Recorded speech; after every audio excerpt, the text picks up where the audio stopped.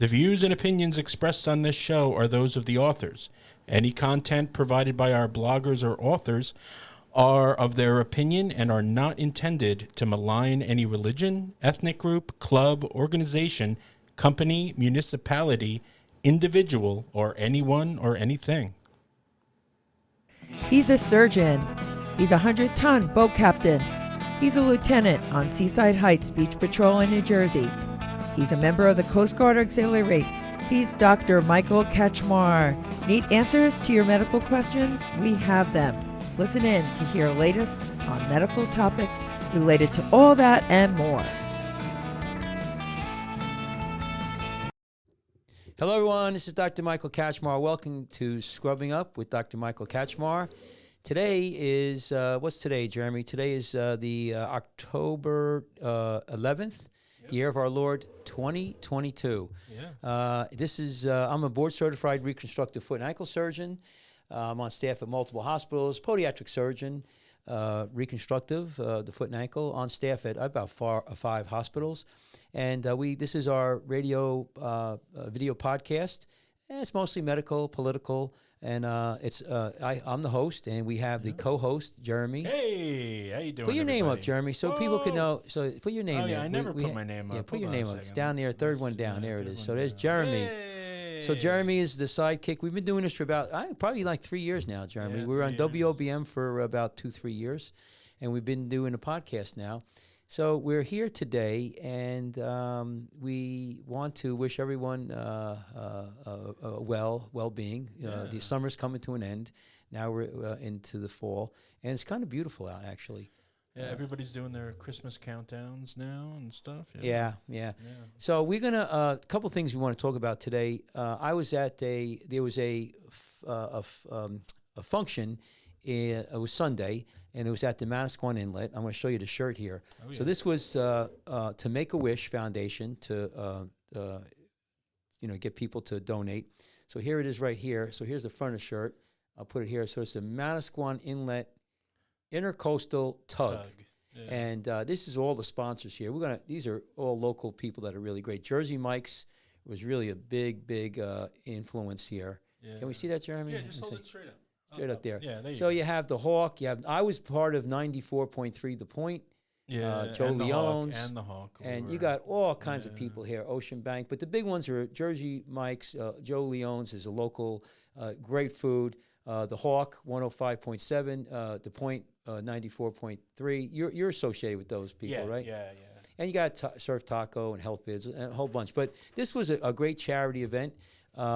And Jeremy, can you go about, just tell our audience what Make-A-Wish is all about? Make-A-Wish Foundation, or more directly, the Make-A-Wish New Jersey outlet of them.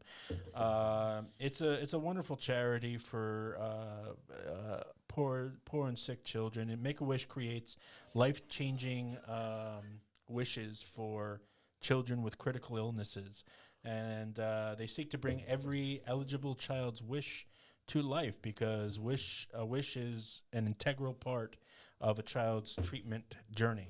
So so like I've seen stories. I'm sure everybody out there has.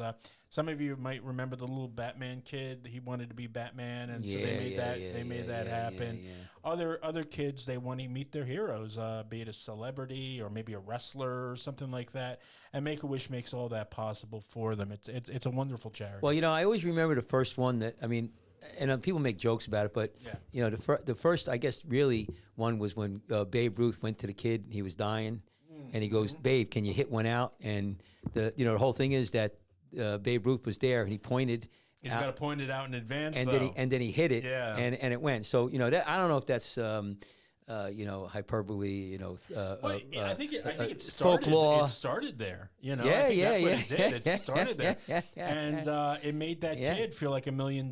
Yeah. So I think that whether or not it started there, but it seems like it's been a need. People who have, they're dying, and they probably, don't have any. There's no. It looks like they're done. It's our poor kids. It's something. It's something that's important. I think I'm all about charities. I'm all about. We have one in Seaside Heights now. It's the polar bear swim. And it's it sometimes it was done in January. Now they pushed it back to like March or April. But they make over $1 million, almost $2 million in one day event. I mean, obviously, people are trying to all year round trying to make money for it. But they have like about 6,000 people show up to go in the water, and I'm telling you, it's a spectacle because not everybody, they're not just going in there. They got outfits on, they're drinking. I got to shut that light off. They have costumes. It's a great event. It's an amazing thing. I'm going to try to videotape it this year. Sure. But we did actually my other channel, the Lifeguards Off Duty. We did have a video of it and interviewed people, and there's some characters there. Yeah, but anyway, so what we do is we have some video that we're going to go to with regard to, so we did an interview with one of the individuals. He gave us permission. Yeah, so let's go to video clip 1. Yeah, let's see what this is now. So what's your name? Rob Wells. Rob, thank you for letting me talk to you. No problem. I got a couple questions. Sure. How the heck did you get the inlet to be open? Well, actually to get it to close. Yeah. So basically, we went to the point, the Coast Guard station at Croston Point. Right. That was our initial conversation to see if it was actually feasible 5 years ago. And upon conversations with them, we learned that when filling out paperwork, that it would be feasible to get a timed closure. So basically, the suggestion around it is that we actually have a clasp that's a quick release. We'll so the rope couldn't be one rope across. Right. It had to be able to be released from the center. That was part of the stipulation. The other thing is that we could only close the inlet for a time, meaning that the first section's about 60 minutes, and then we would have to have a break for boat traffic, and then we could close it another 60 minutes. So it's really only about an hour and 27 minutes, an hour and a half that we actually allot for the timing and the rope in the water. So, the event itself, basically you have opposing teams on each side. Yes. And you pull, and they got to go past the center line. Whoever wins. That's how it works. And yes. Is an official out in the middle there? No. So the official line, the rope in the middle really doesn't matter. We actually have on the sides, each side, on the point side and on the Manasquan side, we actually have a box area measured out at 17 feet of which the tuggers actually have to tug. So within that 17 feet, the lines are actually on the roadways. Basically, the First Avenue and First Avenue on the point side actually meet directionally running south and north. So it actually made a great parallel run. And then the last question is, your organization, is there, like I know we support the radio shows, we advertise WOBM, The Point, but so as far as staff, you guys do this all around other places? No, this is a total volunteer-based run program. Jeff Brown, basically 5 years ago, approached Recreation. We're volunteers with Recreation.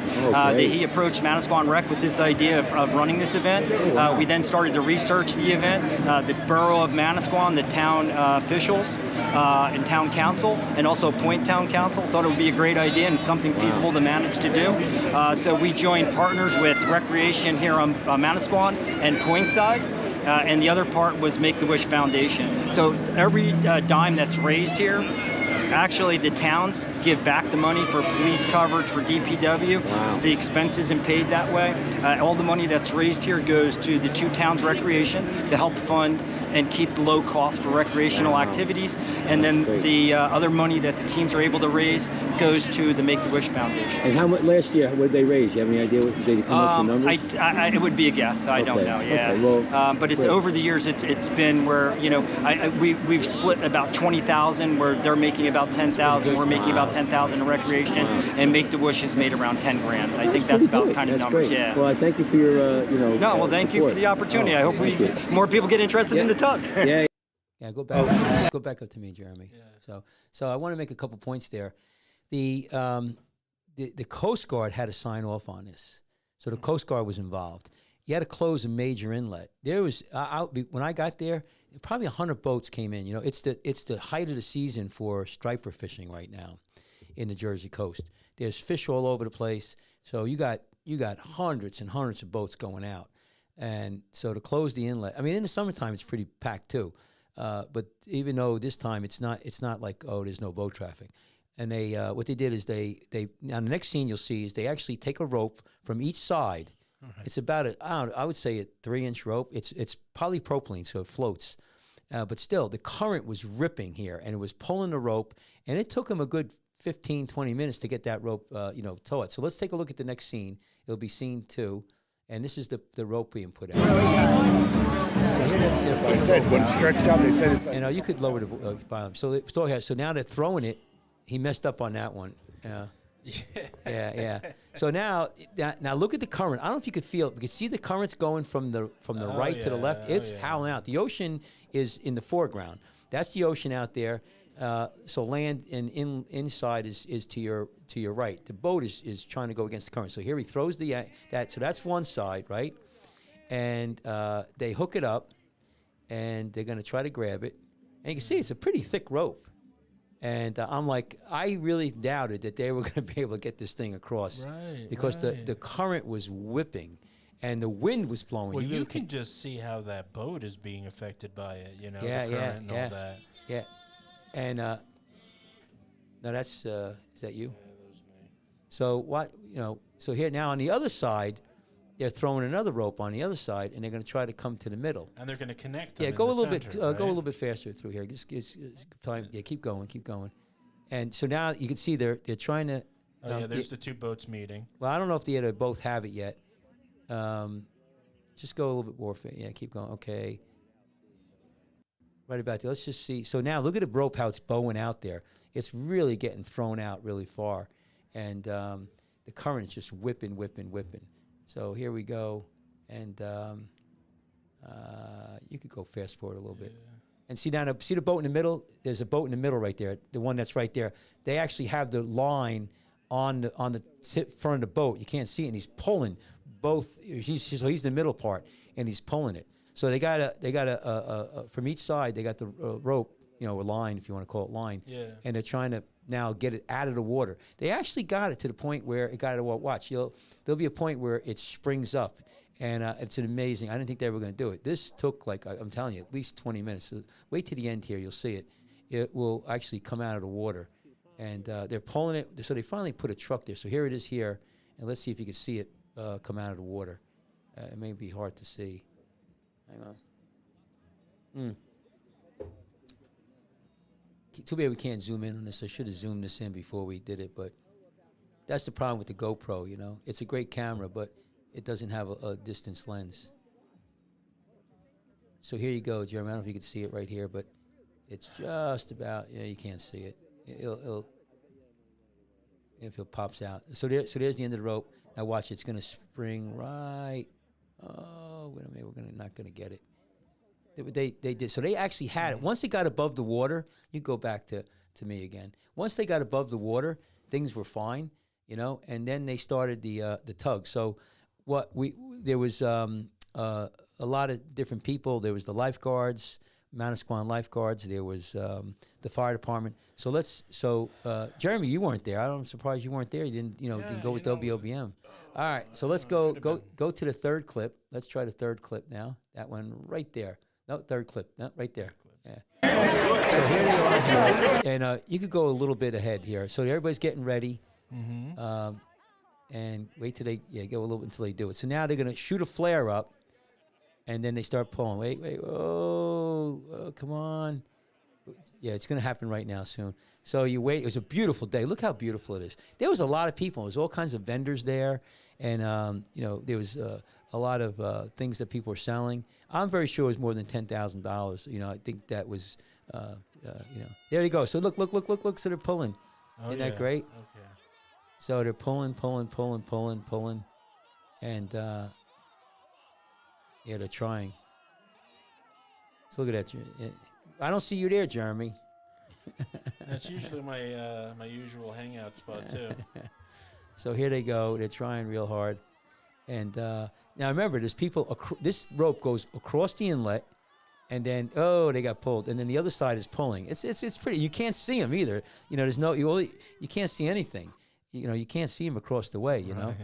And you took the volume. You take the volume. I took it down so I can hear you better. You can't. You can't take. They're pulling. So put the this volume. This guy's running in the opposite direction. Yeah. Well, I'm telling you, it's so hard. You don't realize how hard it is. You're trying to pull. Yeah. And what happened was we heard that there was too many people on one side. Not that they, cheated, but they probably did. Who knows? I don't know if it was dipping in the water. I think the other side was dipping in the water, and it was and that was helping them, you know. So wait a minute. So this goes all the way across the inlet? Yeah, get me. So it does? Yeah, it goes all the way across the inlet. Oh, I thought that was just like ceremonial. No, and the rest of it was no. off to the side. No. These you're going across the inlet, and there's people on the other side of the inlet pulling, just like they're pulling here. Oh, okay. You understand? So this next one is you. You. So this is me pulling Yeah, here, all and right. you could fast forward. This down. There's Yeah, the so- Make-A-Wish. So I have a banners right GoPro there. on my chest. So we're going here, and so we're going through here, and this is going to be me pulling. So Jeremy, once we I'll get fast lined up, forward. you can fast forward. So here we are. No, so there's people on the other side of the inlet. The inlet's probably over 100 yards. I would say at least 100 yards. Yeah, this is crazy. And then there's people on the other side. So fast forward a little bit here so we don't get anybody's faces here. Okay, so we're getting ready here. All right, so you can hear it. You can make the. I want to hear this when we're grunting and everything. You got to hear the grunts. It's going to happen right now. Just put the volume up a little bit more. So now they're waiting for the flares on the other side. They alternate who shoots the flare. But now there's people 100 yards on the other side, Waiting for the flare. just like us. So now this is me. This is you'll see my arms in a minute here. Well, So it was a beautiful day. we're testing. There you go. Oh! Listen, put the volume up. You can hear me grunting. What's up? Oh, you can put it up more.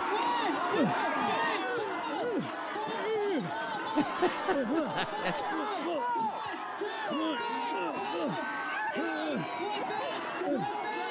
I'm telling you, it's hard, man. It's that the pull on that rope, and you think everybody else is helping you. Like you feel like that you got the whole rope yourself. I mean, it's just amazing the pull, and it's pulling you down too. I think they had the water. I don't know, but it looked like we were winning. We started going one way, and then you just start getting so tired. It's amazing how hard it is. And look, everybody's digging in. Oh! And we had cops, we had firemen on our side. It wasn't like we were weak, man. Yeah, we lost. See, look. See, now they got a black on the line there. If you look ahead, there's a black line hanging down. And once that goes past the box, you can knock that off now. Don't show anybody's face. Go back to me. So anyway, it was a great day. Let's show everybody the sponsors again. So we have to thank everyone. So this was Make-A-Wish Foundation, and this is our local vendors. We all support these people. You know, we all go there. So this is the we got Jersey Mike's. So let's go here. Let me get this. So we got the Manasquan, the Boatyard, Pine Belt, Health Village Imaging, Surf Taco. Right. We there it is. got New Jersey Natural Gas. We got else the we got Salty there? Whale Boathouse. We got Angela Fitzer. Reef and Barrel. That's a great place. Reef and Barrel. Yeah. Yeah, Ocean but- First Bank. Right. And TD Bank, you know, yeah. and Monmouth County Tourism. Yep. Yeah. And like I said, Jersey Mike's, they And put. Joe Leone's. Yeah, Joe Leone's got great food. So Manasquan Inlet, Intercoastal Tug, I tell you, it's amazing. So yeah, so that if you look at the picture there, it goes across the river. Go back to scene one. Go back to scene one. No, that's the iPhone. Go down. So scene one is. So what's your Just name? go ahead and- Rob no, Wells. go to Rob scene two. Well. Go to scene Rob, two. thank you for. And here, if you watch, go ahead a little bit. You see this rope goes all the way across, and they have another one. Go ahead a little bit so you see the other side. The other side, and see where everybody's standing over there? Everybody's there, and they have another line there, and they're doing the same thing on that side. And there's probably a couple thousand people there. There's a couple thousand people here, and they're pulling. And It's how many- amazing. How many years has this been going on? I think this is the third year. There's supposedly one done in you can get rid of this. I think there's one done. He was telling me in maybe Virginia, but here And they had it going so on, it's and then it got Manasquan, and then what's on the other Point side? Pleasant. Point Pleasant. Have they gotten any closer over the last 3 years? yeah. Oh no, but I think they had it before Corona, and then they didn't do it because of Corona. So now it came back. It was a beautiful day. It It was just gorgeous. There was a lot of people there and a lot of vendors. And I think that, you know, the ones that I know we do here, we have we have this. There's a lot of walks and runs. There's one for breast cancer. The American Diabetes Association does something.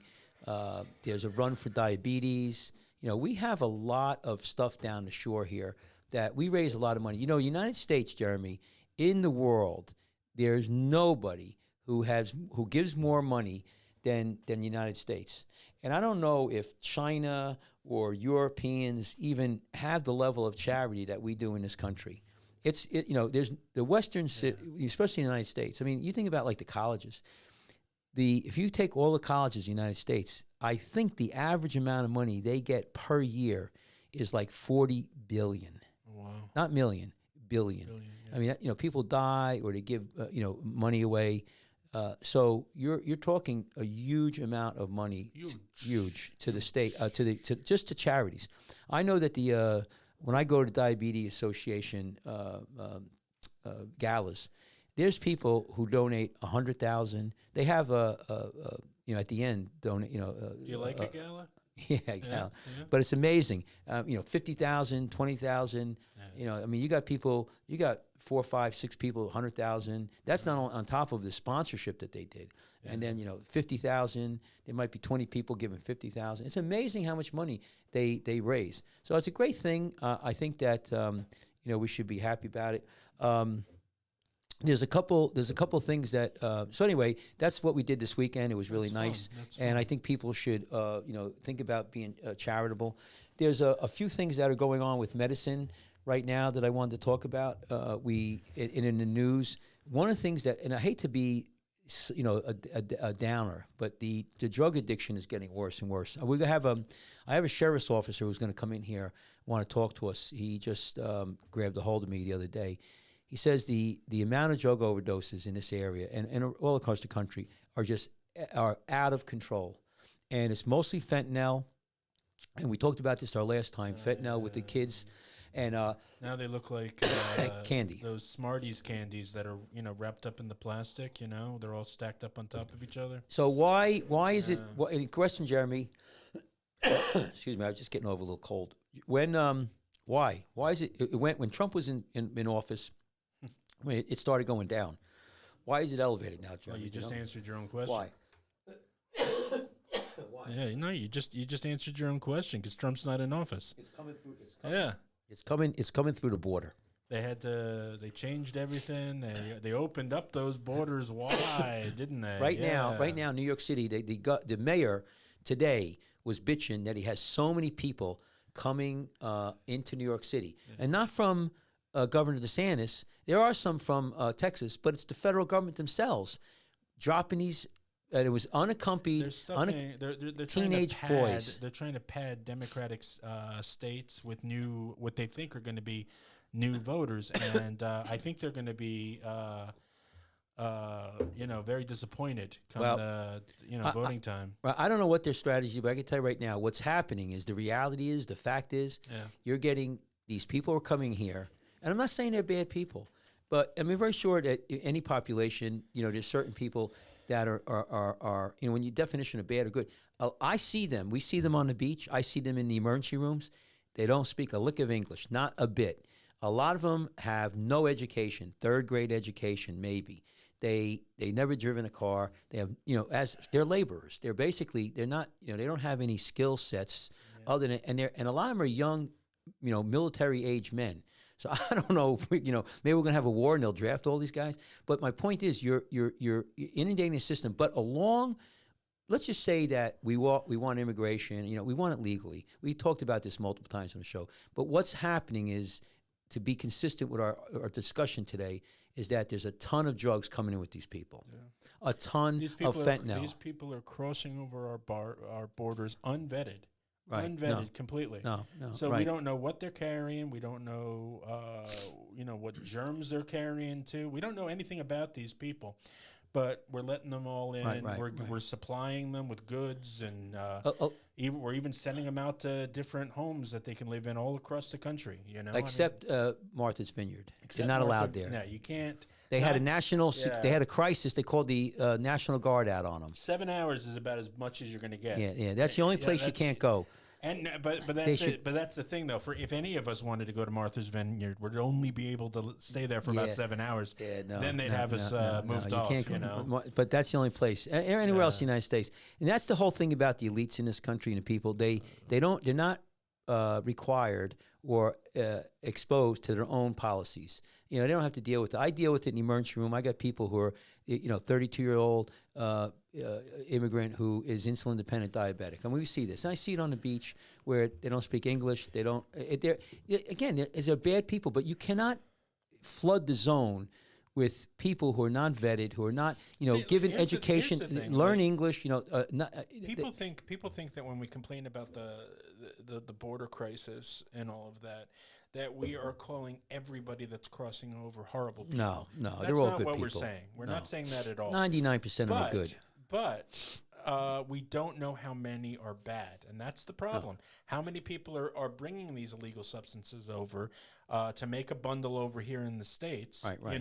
Well, it's disingenuous. And it's an open courier transport across border, so they can keep on bringing in more goods, more fentanyl, more drugs, more everything across the border, and we're just letting it happen. Here's the thing. If you look, what they're saying, a lot of people are saying, these are not illegal. These are asylum seekers. Yeah. Well, you know what? Come on. They're coming. You got young kids coming here. They're coming here for economic benefit. And I don't blame them. Are they illegal if we're letting them come in? No, what they're doing, what they do is once they process them, they're not illegal anymore but they came illegally. They came illegally. They weren't by invitation. No, so by invitation by Joe Biden, they came illegally. Right. Yeah, they came in here. They didn't go through the system, and then they were given carte blanche. You got to remember, it's not just South American or Central American. You got people from Haiti. You got people from Europe coming through right now. It's nothing.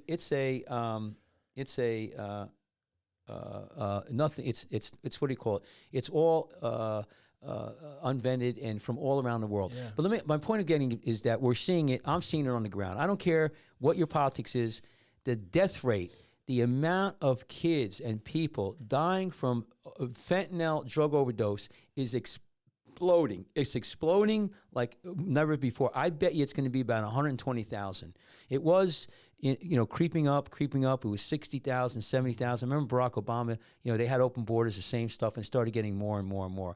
Then you got to the point where you had Trump got in and they closed the borders to a large degree, and it slowed down. And then it was a lot of interdiction. Now it's wide open. And the other thing that is contributing to, I think, the drug overdoses, like in New Jersey, you could smoke pot. If you're under 21, shit, kumbaya. It's not illegal and it's not delinquent. So you could smoke it out in public. You could smoke it in your car.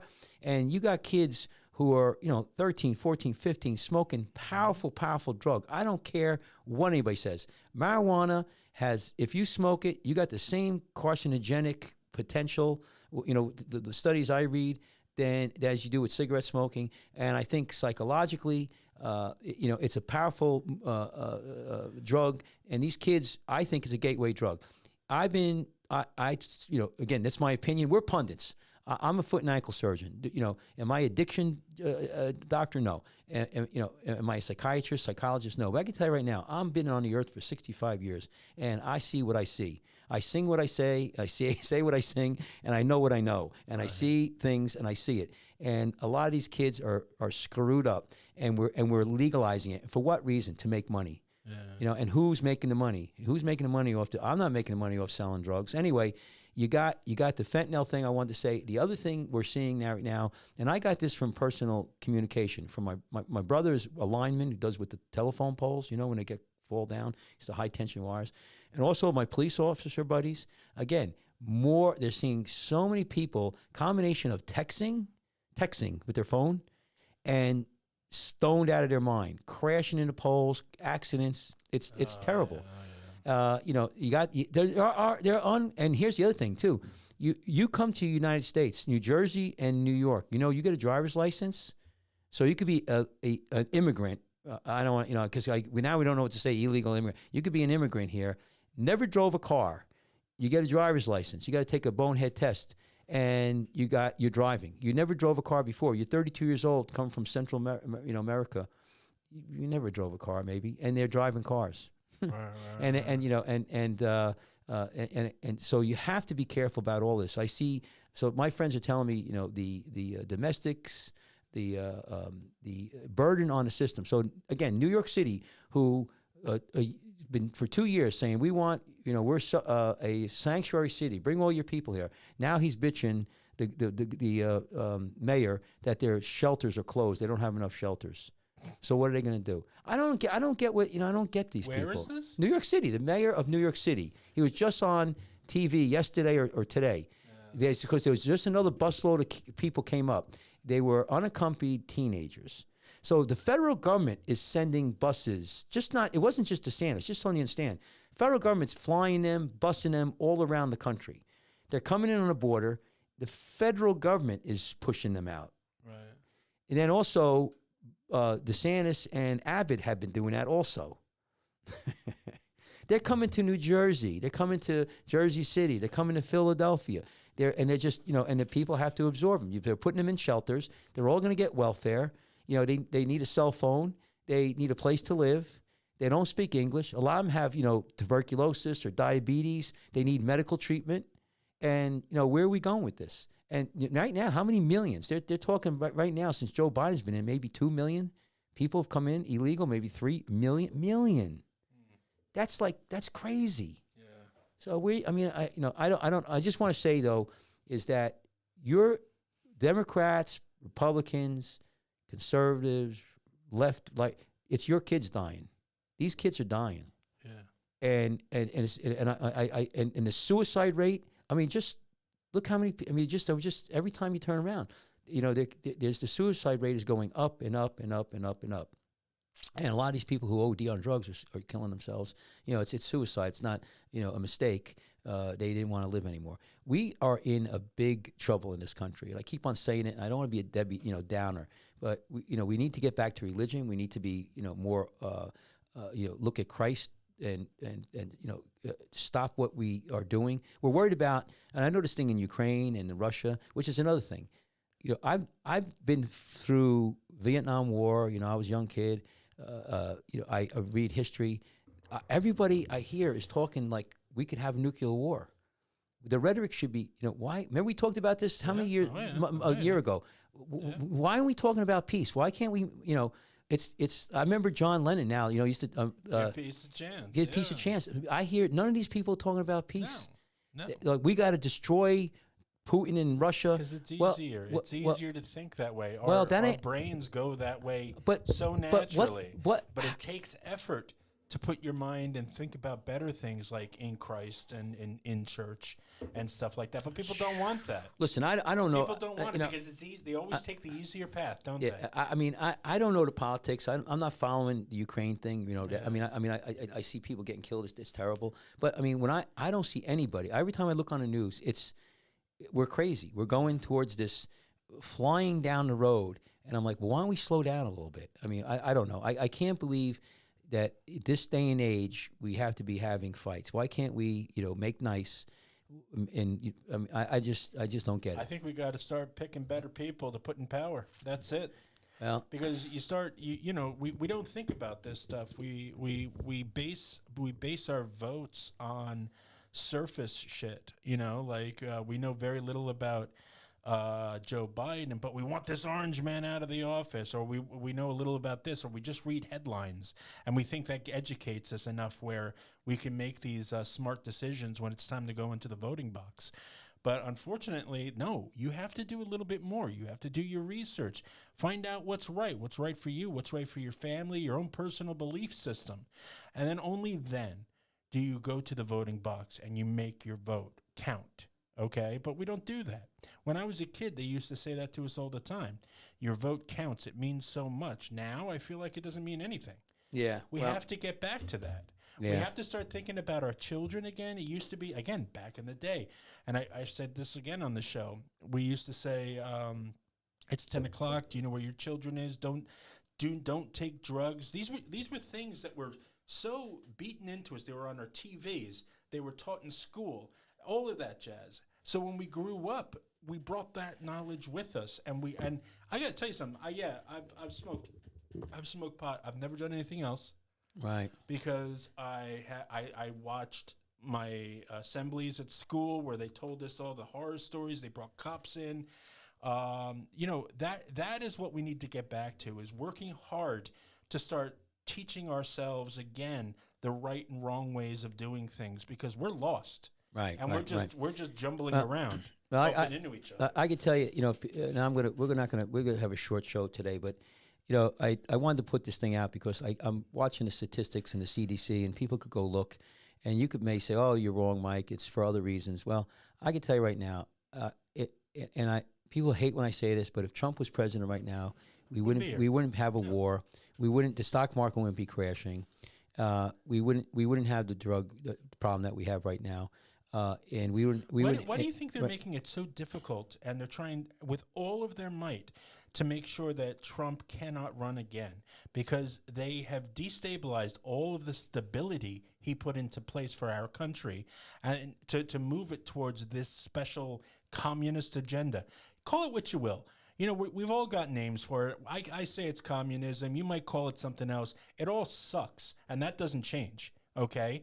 But we had a man in office that did good for us, and ever since they've been crapping our country up, and we need to fight and get it back. Well, make good luck. America great again, right? Because the current people in charge made it shittier. Right. But the problem is, Jeremy, it's not just the people in charge. I mean, it's so pervasive. You have it's the globalists. You got the whole thing. I keep on saying this. To me, it's very simple. I see it. There's a lot of people in this world want to have the Chinese model. China wants to take over the world. They do. They don't. I don't believe that for a second, that they don't want to. And what is the Chinese model? When you look at the democratic socialists in this country, AOC, even Biden and for that matter, Hillary Clinton, they like the Marxist Lenin protocols, and they think they could do it easily and not with the violence. But you have to get rid of religion. Okay, there's no freedom of religion in China. There's none. You cannot. It's gone. There is no. Especially if you're a Christian or a Muslim, you're done. And so there's no freedom of religion. The other thing is there's absolutely no freedom of speech, and it's being going after. I just read the thing with PayPal. I was listening to Charlie Kirk. Excuse me. PayPal was basically saying if they see something on the media that they didn't like, they were going to charge you. They were going to fine you $2,500. They went back on it. But you have institutions that are trying to throttle down speech. Listen, this thing about disinformation and misinformation, free speech is free speech. That's it. I mean, you can modify it, time, place, and manner, but the content, no. I mean, there's slander, and we have laws for that. But it's free speech, and the Chinese model gets rid of that. The other thing is freedom from fear. And how do you? In other words, you should have the freedom from fear. One of the ways to have freedom from fear is to own a gun, own and weapons. They want to take that away, and they're chipping at it, and that's a big battle. That one is going to be a tough one because it's the Second Amendment. And then the fourth thing that you're going to get, they're going to give you is you won't have freedom from want to a certain degree. You're going to get, you'll be like a slave or in prison where, you get a bowl of slop every day, 3 times a day maybe. You get a place to, lay down. I don't need freedom from want. You know what I need? I need freedom from need. Yeah, that's what I need. Okay. Because they are two different things. It's nothing new, and the other thing is too, Jeremy. There's nothing new with all of this that we're talking about, because if you go back in history, all the way back in history, it's always been violent. People want to take over the world. Genghis Khan. Alexander the Great. I mean, quick. Mao, Hitler, Stalin. It goes on and on and on. We're in this struggle. I think that the United States is an experiment. It's the only place, the United States and Europe to a certain degree, is a unique model. And it's where the people are, remember we talked about this, the people are salient. The people are the ones where the power comes from, not the government, right? And that's the difference. We should, and that's what we're fighting for. And the people, don't look like. I have my friends who are, colleagues of mine, and they don't think it's anything. They're like, oh, it's just, one Republicans, Democrats get in, it goes back and forth. It's more pervasive than that. We're looking at a major change in the world. And if the Western civilization and the morality and the Western values are gone, we're going to go into a Chinese model. And it can happen overnight. And especially, now think about it. If we escalate this war in Russia, which is kind of crazy, I'm like, and then, God forbid, China makes a move on Taiwan. And then what happens? I mean, who's going to fight this war? How many kids in this country? Can you imagine if they brought back the draft? And everything I'm telling you, people are like, oh, it can never happen, never happen. And I can tell you, history has a funny way of repeating itself. Nobody thought World War II was going to happen. If they bring back the draft, they won't be able. American citizens will be going down south, and the people from down south that are already here will be leave. Fighting the war. Oh, yeah. Well, maybe they know something we don't know. Maybe that's why they're bringing them here, because they're bringing all these young kids in, and they're like, hey, Pedro, That's it. They're going, and I mean, you want all these benefits? You want all these. Put the uniform on. Hey, maybe there's a strategy we don't know about. Maybe that's what it is, because if you look at our kids. I tell you, half of them, they couldn't fight themselves. I tell you, I take is the inner city kids. They're tough asses. Yeah. The gangbangers. Tell you what, you put them. You make I like to. You get a brigade of the gangbangers. They'll kick ass out there. But my point is that we have the founding fathers did a great thing, and we need to be very careful where we're going. And this next election is going to be very important. But from my little world, I see the consequences of these political policies. And the open border policy, which we have right now, we're getting inundated with a lot of people who don't speak English, which is very difficult to deal with. A lot of them have medical issues, more than that you would think, and they need to be assimilated. You can only assimilate so many people at a time.